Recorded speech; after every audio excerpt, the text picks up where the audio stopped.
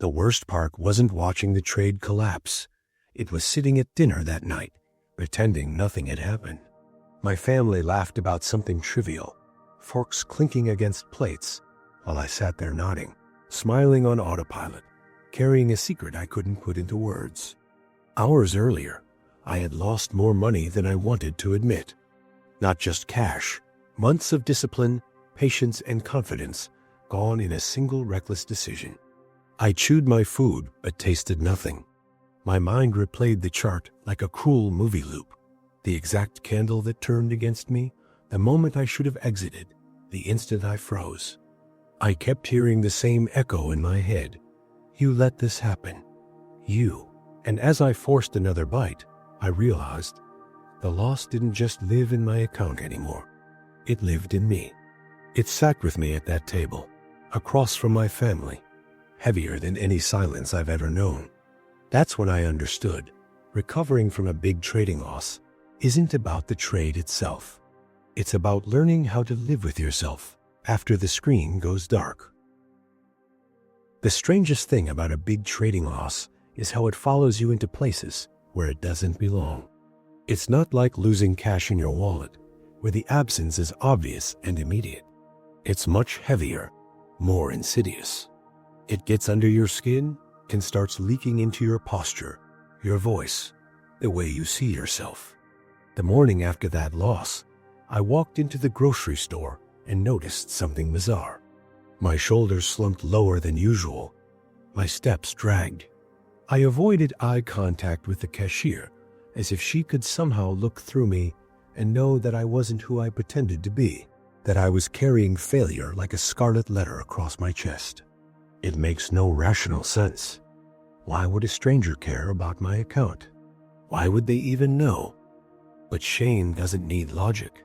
Shame. It convinces you that your loss is tattooed on your forehead and the world can read it. Later that day, a friend messaged me. "How's trading going?" I stared at my phone for a long time. My thumb hovered above the keyboard. I wanted to say something honest like, I just torched a pile of money in a single trade because I froze when it mattered most. But the words felt impossible. They would expose me. They would confirm the voice in my head saying I wasn't good enough. So I lied. I typed back something vague. Yeah, it's going. And I hated myself for it. That's the quiet cruelty of a big trading loss. It builds a prison of silence around you. You can't celebrate. You can't confess. You end up carrying it alone, and the weight grows heavier the longer it goes unspoken. Even the smallest interactions felt poisoned. At dinner, when someone asked if I was tired, I nodded, though the truth was, I hadn't slept because I was replaying the trade in my head all night. When I passed my reflection in a shop window, I noticed the way my eyes avoided themselves, as if even I couldn't look me in the eye. And here's the revelation that broke me. The market hadn't just taken my money. It had stolen something deeper, my ability to trust myself. When you're confident, you walk through the world differently. Your shoulders are lighter. Your laugh is louder. You feel at home in your own skin. But after that loss, I felt like an imposter in my own body. I didn't just doubt my strategy, I doubted my worth. And that's what makes recovery so brutal. You can top up your account. You can tweak your risk management. But how do you refill a soul that feels emptied? How do you rebuild trust in yourself when the only voice in your head is whispering, "You failed, and you'll fail again"? That realization was terrifying. Because if I didn't figure out how to face this weight, the market wouldn't need to destroy me again. I'd already be gone, trapped in a prison built by my own shame. The truth is, a big trading loss feels bigger than it should. If you take a step back, it's just numbers. Just digits in an account, pixels on a screen. But when you're in it, when the loss hits your chest like a falling stone, it feels like your entire world just collapsed. And I had to ask myself, why? Why does a loss in the market feel like a loss of me? Here's what I realized. Money in trading isn't just money. It's identity. It's proof. It's the story we tell ourselves about who we are. When I was building my account, every gain felt like evidence that I was getting closer to the person I wanted to become. Disciplined, skilled, respected, independent. Every green day whispered, "You're on the path. You're becoming who you said you'd be." But the red days, especially the big ones, they weren't just setbacks. They weren't just bruises. They felt like verdicts. Like the market wasn't rejecting my trade, like it was rejecting me. It's like spending years sculpting a statue out of marble. Every chisel stroke represents hours of patience, vision, sweat. And then one slip of the hammer and the nose cracks off. The stone doesn't just break, you break. Because that statue wasn't just art, it was your reflection. That's what a trading loss does. It doesn't just dent your account, it shatters the reflection you've been carefully carving of yourself. But it goes even deeper than ego. Our brains are wired to treat loss like danger. Science calls it loss aversion. The idea that losing something hurts twice as much as gaining it feels good. Evolution wrote that rule into our DNA. Think about it. Thousands of years ago, losing resources could mean death. Losing a day's hunt, losing shelter, losing fire, those weren't inconveniences. They were threats to survival. So when you see a giant red candle rip through your account, your brain doesn't calmly say, "Ah, yes, a financial miscalculation." No, it panics. It floods your body with adrenaline. Your heart races, your hands shake. Your ancient wiring screams, "We're in danger. We must fix this now." That's why traders revenge trade. That's why we double down, chase, scramble. Because deep in our bones, the brain believes survival is at stake. And in a twisted way, the shame that follows is just another layer of that survival instinct. The tribe mustn't see you fail because being exposed could mean exile. So when I sat at that dinner table, or walked through that grocery store, or lied to my friend about how trading was going, it wasn't just embarrassment, it was biology. My body was treating the loss as if I had failed as a provider, as a protector, as a man. And that's the cruelest part.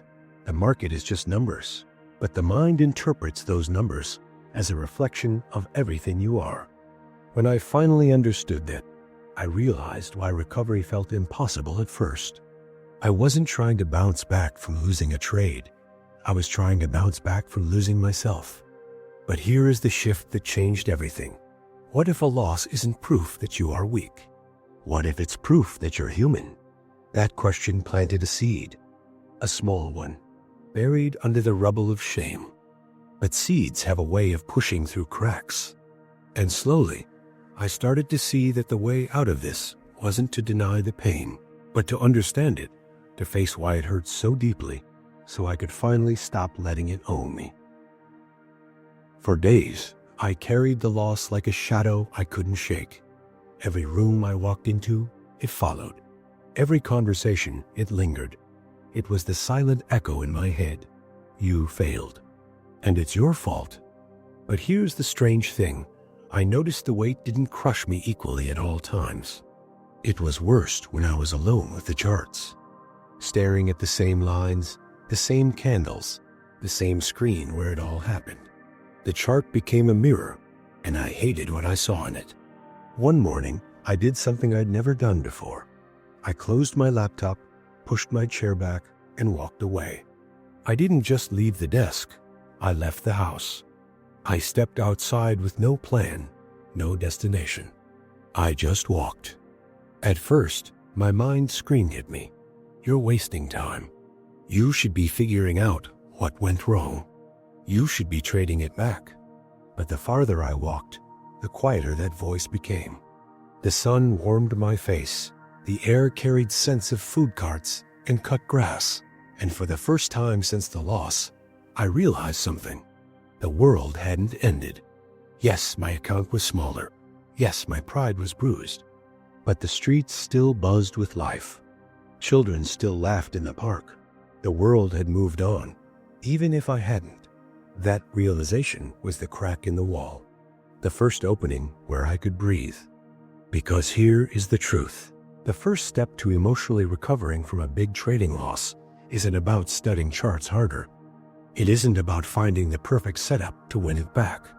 It's about reclaiming your ability to live outside the market, to prove to yourself that life exists beyond the candles and numbers. That walk became my ritual. Every time the weight threatened to drown me, I walked. Some days for 20 minutes, some days for hours. Each step reminded me, I am more than a trader. I am still here. And slowly, the shame began to lose its grip.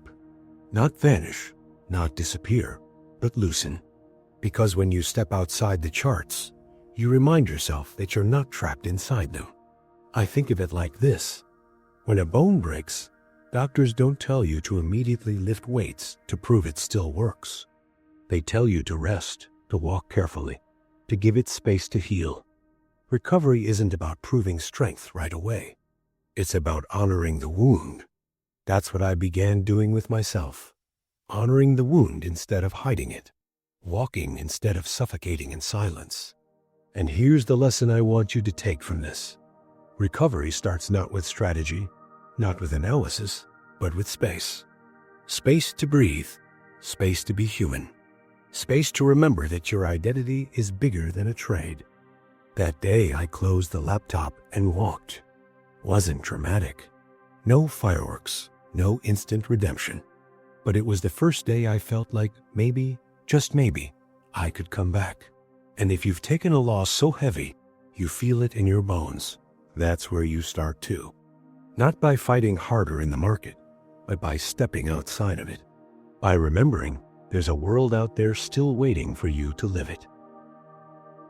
That walk outside gave me space, but it wasn't enough on its own. The silence was still there when I came home. The whispers of failure still circled me like vultures. And I realized if I didn't create rituals to process what happened, the wound would just stay open. So I built them, one by one. Not because I wanted to, but because I had to. 1. The journal. The first ritual was writing. Not the clean, structured notes I used to keep on trades. No, this was raw, messy, emotional. I grabbed a notebook and dumped every thought I had onto the page. The shame, the anger, the disbelief. The sentences made no sense sometimes. My handwriting was barely legible, but it didn't matter, because what I learned was this. Emotions unspoken grow heavier. Emotions written bleed out. The page never judged me. And as I wrote, I started to see patterns, not in the market, but in myself. I noticed that before the loss, I had felt restless, almost desperate to prove something. That realization alone was worth more than any chart review. It was proof the market wasn't just punishing my strategy. It was exposing my state of mind. 2. The pause. The second ritual was stepping back. I forced myself not to trade for several days. At first, it felt like weakness, like I was abandoning the battlefield. But then I thought about athletes. When they pull a muscle, they don't jump back into the sprint. They ice, they rest, they rehab. The pause is part of the process, so I reframed it. A trading pause wasn't retreat. It was recovery. It was sharpening the sword before returning to the fight. And every day I stayed away from the charts, I felt a little stronger, a little less reactive. 3. The shrinkage rule. The third ritual was what I call the shrinkage rule. When I did return, I traded so small it almost felt ridiculous. Microscopic position sizes. Not because I thought I'd win big, but because I needed to rebuild trust with myself. Like lifting light weights after an injury. You don't start with the max. You rebuild gradually. And with each tiny trade, I reminded myself, I can follow my plan again. I can trust myself again. 4. The mirror. The fourth ritual was the hardest.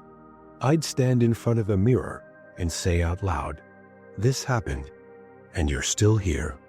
It sounds trivial, even awkward.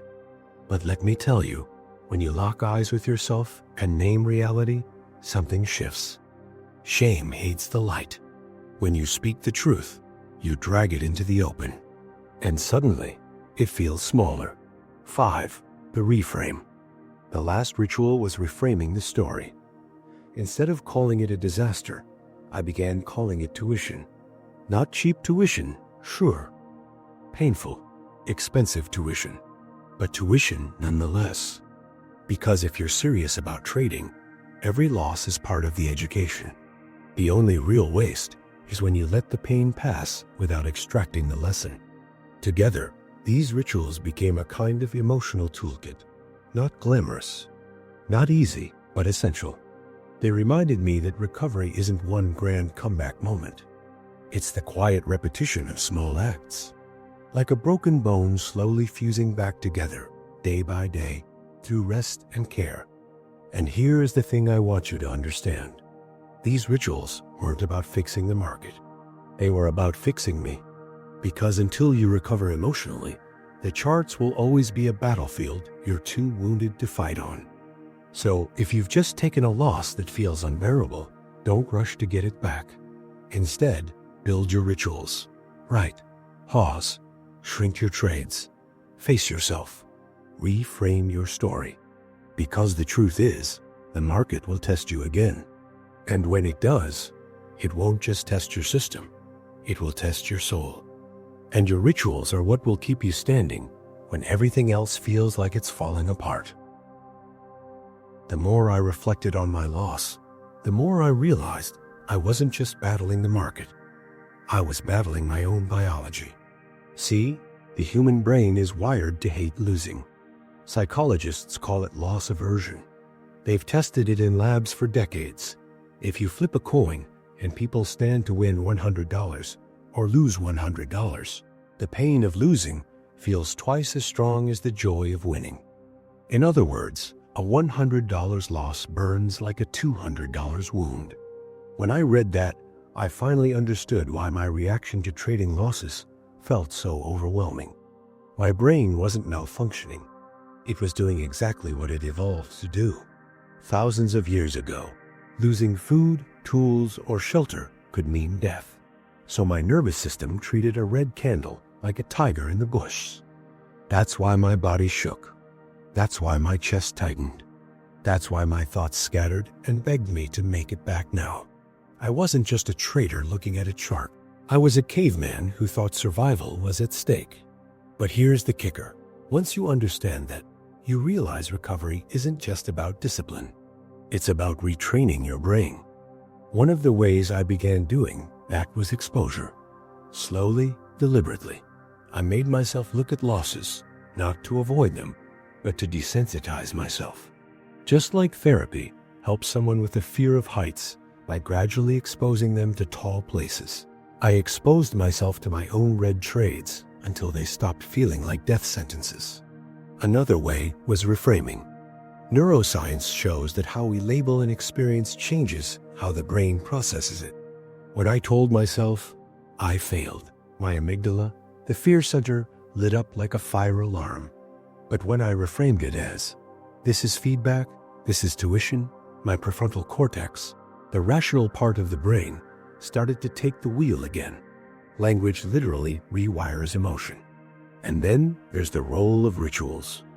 I didn't know it at the time, but when I was journaling and taking walks, I was engaging in a form of emotional regulation. Psychologists call it self-distancing, the ability to step outside the heat of the moment and observe yourself. That distance dampens the panic response and gives the brain space to cool down. I also learned about something called neuroplasticity, the brain's ability to rewire itself through repetition. The more I practiced staying calm after small losses, the more automatic it became. At first, my body reacted like always, chest tight, throat dry. But over weeks and months, with practice, my reaction softened. My nervous system learned, this isn't life or death. It's just a trade. Think of it like training a muscle. The first time you lift a weight, it feels impossible. But repetition builds strength. Emotional recovery is the same. Each time you face a loss and regulate instead of explode, you strengthen new neural pathways. You become less reactive, more resilient. And this is where science gives us hope. You are not doomed to be a prisoner of your biology. Yes, your brain hates losses. Yes, it will scream at you. But your brain is plastic. It learns. And every recovery ritual, every pause, every refrained thought is a rep in the gym of your mind. I remember the first time I took a small loss after rebuilding myself. My hands didn't shake. My chest didn't tighten. I just shrugged, wrote it down, and moved on. That moment meant more than any winning trade because it proved I had rewired something inside me. And that's when I knew recovery isn't just possible. It's trainable. The science is clear. You don't overcome loss by fighting your emotions head-on. You overcome it by reshaping the brain that creates them, by teaching your nervous system that the red candle on your chart isn't a tiger in the bushes. It's just information. And you, calm, clear, grounded, you decide what happens next. When I think about emotional recovery and trading, one name always comes to mind: Jesse Livermore. If you don't know him, he was one of the most famous speculators of the early 1900s, the man who shorted the 1929 crash and made a fortune while the world was falling apart. Traders still talk about his book, Reminiscences of a Stock Operator, like it's a sacred text. But what fewer people talk about is how many times he lost everything. Livermore wasn't just wealthy, he was volatile. He made millions and lost them. He rebuilt only to collapse again. His entire career was a cycle of triumph and devastation, like a pendulum swinging between glory and despair. And behind those swings was a man struggling not just with markets, but with himself. Imagine this. One day, you're walking down Wall Street with the press calling you the boy plunger, hailed as a genius, invited to the finest dinners, praised for your courage. The next, you're flat broke, hiding from creditors, wondering if you'll ever trade again. That was Livermore's reality. And here's what fascinates me. Each time he collapsed, he didn't quit. He clawed his way back. He sat with the pain, faced the wreckage, and rebuilt from the ashes. Take his early career. At just 21 years old, he made a small fortune trading bucket shops. Then he lost it all, completely wiped out. Most men would have quit there, gone back to ordinary work. But Livermore didn't. He scraped together what little he had, studied harder, refined his methods, and came back stronger. Within a few years, he was trading in New York and building wealth again. And yet, he blew up more than once. In fact, Livermore himself admitted, there is nothing new on Wall Street. There can't be, because speculation is as old as the hills. Whatever happens in the stock market today has happened before and will happen again. What he didn't always say out loud was that those repeating cycles didn't just happen in the markets. They happened in him. Success, hubris, loss, collapse, recovery. Now here's the lesson for us.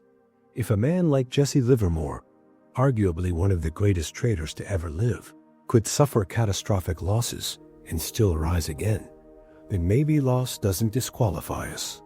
Maybe it's part of the territory. Livermore's story reminds me of something else. Resilience isn't glamorous. It's not the headlines about the millions you made. It's the quiet mornings after you've been destroyed, when you choose to sit back down, open the charts, and rebuild from scratch. Of course, Livermore's life ended tragically. He eventually took his own life after a series of personal and financial struggles. But even in that darkness, there's a warning we can learn from. If you don't master the emotional side of trading, no amount of financial success will save you. That's why his story still matters, because it shows us both sides of the truth. On one hand, you can come back from devastating losses. Livermore did it multiple times. On the other hand, if you never learn to manage the emotional storm, the cycle will consume you. I think about Livermore often when I face my own losses, because if he, with all his brilliance, struggled with the same emotions we do, and maybe we can forgive ourselves a little. Maybe our breakdowns don't make us weak, they make us human. And maybe, just maybe, they're the soil where resilience grows. When I finally stepped back from the storm of emotions, I saw something that changed everything. Losses are not personal. They are statistical. The truth is, trading is a game of probability. And in probability, even the best edges come with losses built in. It doesn't matter how smart, disciplined, or experienced you are, you will take hits. Not sometimes. Not maybe. Always. Let's break it down. Imagine you have a trading system with a 60% win rate. That means 6 out of 10 trades will work in your favor. But here's the catch. The losses are random. You don't get to pick which 4 fail. They could scatter evenly across your trades, or they could cluster together in streaks. You could have 3 losers in a row, or 5, even 7, depending on probability distribution. Statistically, this isn't failure. It's baked into the system. Yet when you're in the middle of that losing streak, your emotions scream, something's broken. You're broken. But the math says otherwise. The math says, this is exactly what should happen in a random distribution of outcomes. Think about casinos. They make billions not because they win every hand of blackjack, but because their edge plays out over thousands, even millions of hands. In fact, casinos expect players to win sometimes. They budget for it. Losses don't scare them because they know the house edge will prevail long term. Why should trading be any different? If you have an edge, then your job isn't to avoid losses, it's to survive them, to endure long enough for the probabilities to play out. This is where position sizing and risk management become more than technical concepts. They're survival tools. If you risk too much on a single trade, you treat probabilities like certainties. You act as if the market owes you a win this time. But probability doesn't work like that. It never has. It never will.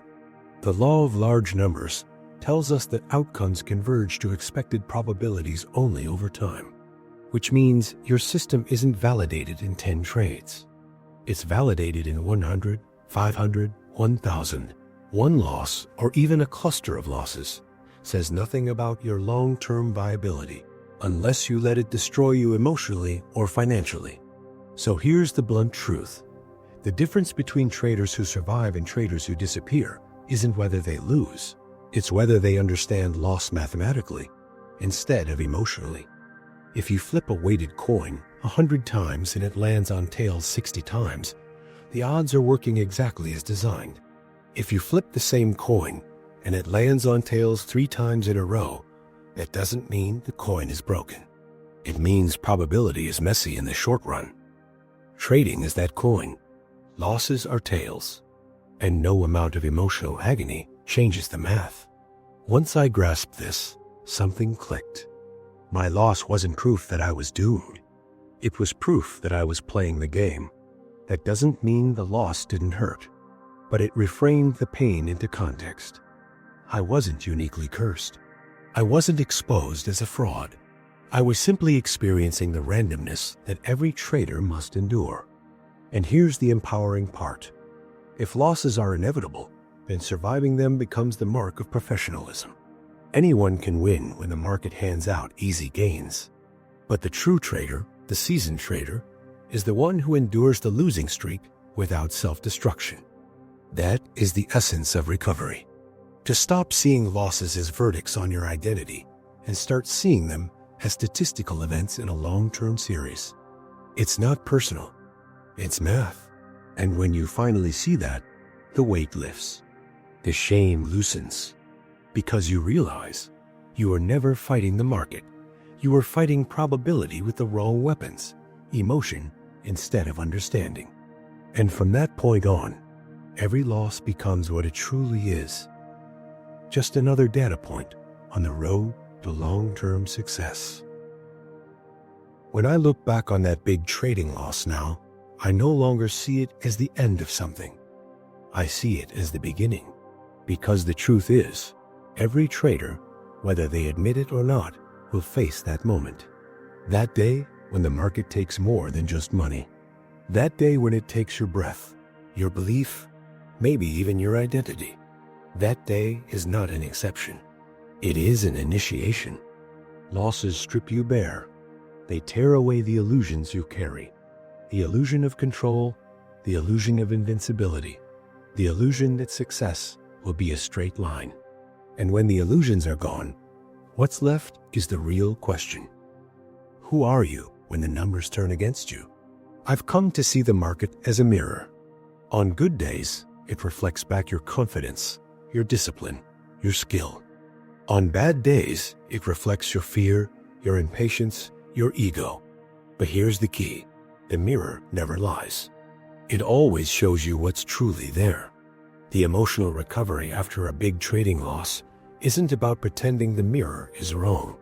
It's about daring to look at it, really look, and saying, yes, this is me right now, and I can grow from here.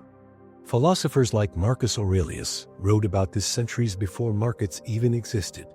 You have power over your mind, not outside events. Realize this, and you will find strength. He could have been talking directly to traders, because the market is the ultimate outside event, unpredictable, uncontrollable, indifferent to your hopes. The only control you truly have is how you respond. That's what my loss taught me. The rituals, the science, the stories of traders before me, all of it pointed to one truth. Resilience is not about avoiding pain. It's about integrating it, about using it as raw material to forge a stronger self. Like a sculptor chiseling stone, every strike that feels like destruction is also shaping you. Like a city rebuilt after an earthquake, every collapse can give rise to foundations that are stronger than before. Like the house edge in a casino, every loss is part of the larger design if you can endure long enough for the probabilities to play out. The pain you feel right now, if you've taken a heavy loss, is not proof that you are broken. It's proof that you are alive in this craft. It's proof that you are walking the same path walked by Jesse Livermore, Paul Tudor Jones, and every other trader who's ever dared to risk. And maybe that's the final lesson. A trading loss doesn't just test your strategy, it tests your humanity. It forces you to confront fear, shame, and identity in ways few other professions do. So if you're in the rubble right now, don't despair.